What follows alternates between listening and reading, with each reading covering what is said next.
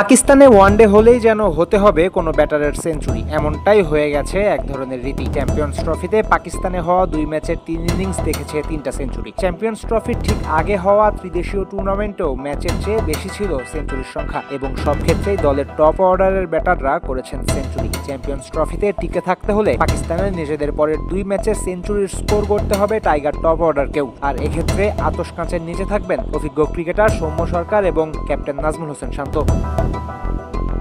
দীর্ঘদিন জাতীয় দলের বাইরে থেকে স্কোয়াডে ফেরার পর থেকেই সৌম্য সরকার আছেন ভালো ফর্মে, কিন্তু মাঝে ইনজুরি নামক হোঁচটটা তিনি খেয়েছেন। ইনজুরি থেকে ফিরে সৌম্য বিপিএল এ স্বাচ্ছন্দ্যে আছেন বলে মনে হয়নি। এ কারণেই বাঁচা মরার ম্যাচে জ্বলে উঠতে হবে সৌম্যকে। এছাড়াও সম্প্রতি নিউজিল্যান্ডের বিপক্ষেই 169 রানের দুর্দান্ত একটা ইনিংস খেলেছেন সৌম্য। সমর্থকদের সৌম্যর উপর প্রত্যাশা বাড়ানোর জন্য এই কারণটাই যথেষ্ট।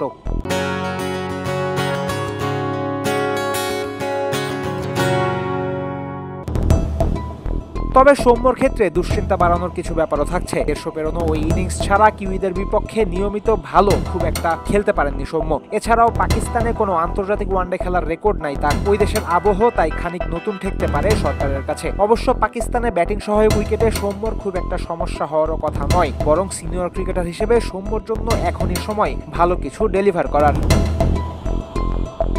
নাজমুল হোসেন শান্তর উপর দর্শকদের প্রত্যাশা বেশি থাকবে স্বাভাবিক কারণেই। বর্তমান স্কোয়াডের ক্রিকেটারদের মধ্যে সবচেয়ে ভালো ফর্মে আসলে শান্তই আছেন। পাকিস্তানে এই ব্যাটারের রেকর্ডও দুর্দান্ত, আছে সেঞ্চুরি করার সুখস্মৃতি। তাছাড়াও শান্তর মতো ব্যাটারের জন্য ফর্মে আসতে একেবারে আদর্শ পিচ পাওয়া যাবে রাওয়ালপিন্ডিতে। নিউজিল্যান্ড বোলিং অ্যাটাকেও আছে অভিজ্ঞতার অভাব। সব মিলিয়ে এর চেয়ে ভালো সুযোগ শান্ত এই টুর্নামেন্টে আর পাবেন না। ভালো পারফরমেন্সের দাবি সমর্থকেরা তানজিদ হাসান তামিমের কাছেও করতে পারেন। বিপিএল থেকেই ভালো টাচে আছেন তামিম। ভারতের বিপক্ষে ওয়ানডেতেও দিয়েছিলেন ভালো কিছুর আভাস। সেক্ষেত্রে পাকিস্তানে নিউজিল্যান্ডের বিপক্ষে আরও অনুকূল পরিবেশ পাবেন তামিম। আন্তর্জাতিক ক্রিকেটে নিজের প্রথম সেঞ্চুরি তুলে নেওয়ার জন্য এর চেয়ে সাজানো গোছানো মঞ্চ আর পাবেন না এই ক্রিকেটার। চ্যাম্পিয়ন্স ট্রফির প্রথম ম্যাচেই সবচেয়ে কঠিন প্রতিপক্ষের মুখোমুখি হয়েছিল বাংলাদেশ। এ কারণেই ওই ম্যাচের কথা ভুলে তাকাতে হবে সামনের দিকে। ভারতের চেয়ে তুলনামূলক সহজ চ্যালেঞ্জ আসবে নিউজিল্যান্ড পাকিস্তানের বিপক্ষে। তাই সুযোগের সর্বোচ্চ ব্যবহার করে বাংলাদেশ টপ অর্ডারকে করতে হবে সেঞ্চুরি, তবে জিইয়ে থাকবে চ্যাম্পিয়ন্স ট্রফিতে টিকে থাকার স্বপ্ন।